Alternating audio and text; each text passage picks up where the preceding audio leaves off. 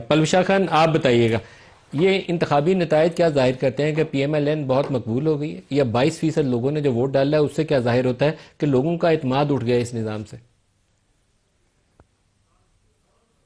دیکھیے، ایک تو ظاہر ہے اس میں تھوڑا ٹرن آؤٹ جو ہے لوگوں کا انٹرسٹ شو کرتا ہے وہ تو نہیں ہے. یہ بات بھی ٹھیک ہے کہ اگر کوئی بائی الیکشن ہوتا ہے تو اس میں ٹرن آؤٹ کم ہوتا ہے، لیکن وہ بائی الیکشنز جو ہوتے ہیں وہ ایک آدھ سیٹ پہ ہوتے ہیں. جب اتنی بڑی تعداد میں بائی الیکشنز ہو رہے ہوں تو ایک الیکشن سیمی جیسے کہتے ہیں منی الیکشن کا جو ہے نا وہ ایک ماحول سا بن جاتا ہے.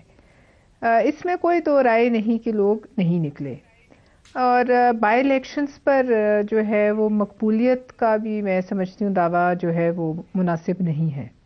بائی الیکشنز ویسے ہی جو حکومتی جماعت ہے اس کی طرف ٹلٹڈ ہوتے ہیں، اور اگر پی ایم ایل این سمجھتی ہے کہ یہ کوئی ریفرینڈم ہے جیسے ان کی لیڈرشپ نے کہا، یا اس سے کوئی غیر معمولی مقبولیت ان کی طرف عوام کی لین ہو گئی ہے، تو وہ ٹھیک ہے، وہ سمجھ سکتے ہیں کیونکہ انہوں نے جیتے ہیں.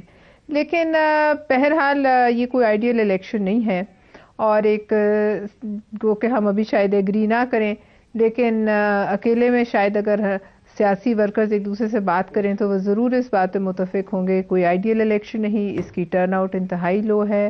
اور یہ بھی کہ اس قسم کے الیکشنز پر جو ہے زیادہ شادیانے نہیں بجانے چاہیے. مگر اب آپ دیکھ لیکن لیجئے پلوشا کہ جو پی ٹی آئی والے ہیں وہ اس کی نتیجے شفافیت کے اوپر سوال اٹھا رہے ہیں، حالانکہ ان کا بائیک آؤٹ تھا، لیکن دو حلقے، ایک میاں اظہر والا حلقہ اور دوسرا یہ ہری پور والا حلقہ.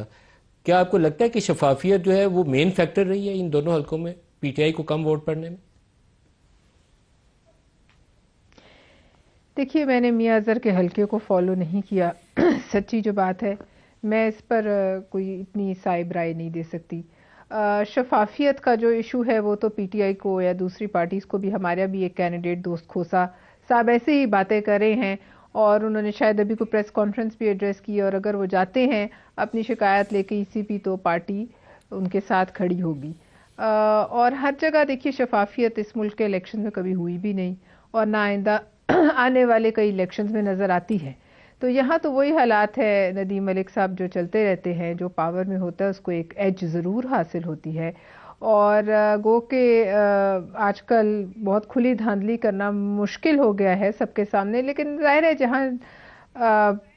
جہاں نئے نئے طریقے آتے ہیں ووٹ کو کاؤنٹ کرنے کے، وہاں نئے نئے طریقے دوسری دھاندلی کے بھی سامنے آ سکتے ہیں. تو لہٰذا میں سمجھتی ہوں کہ بہت پرجوش اور کیا کہنا چاہیے ایک آئیڈیل الیکشن نہیں تھا. اگر میں اپنے آپ کو نہیں تھا. تھوڑا ریسٹرین کر کے اور حدود میں رہ کے بات کروں، میں اسے کوئی آئیڈیل الیکشن نہیں سمجھتی. آپ نے لیکن کہا کہ جو صوبائی حکومت ہو اس کے نیچے بائی الیکشن جیتنا آسان ہوتا ہے. پاکستان تحریک انصاف کی حکومت میں جو میرے خیال میں 14 حلقوں میں بائی الیکشنز ہوئے تھے قومی اور صوبائی کے، اور ایک سیالکوٹ والی صوبائی کی نشست جو تھی وہ پی ایم ایل این ہار گئی تھی، باقی ساری نشستیں انہوں نے جیت لی تھیں. الٹا تھا، مطلب ایون کے پی سے بھی ان کی حکومت تھی لیکن جا کے پی ایم ایل این نے الیکشن جیتیا تھا، اپوزیشن میں بیٹھے ہوئے الیکشن جیت لیا تھا.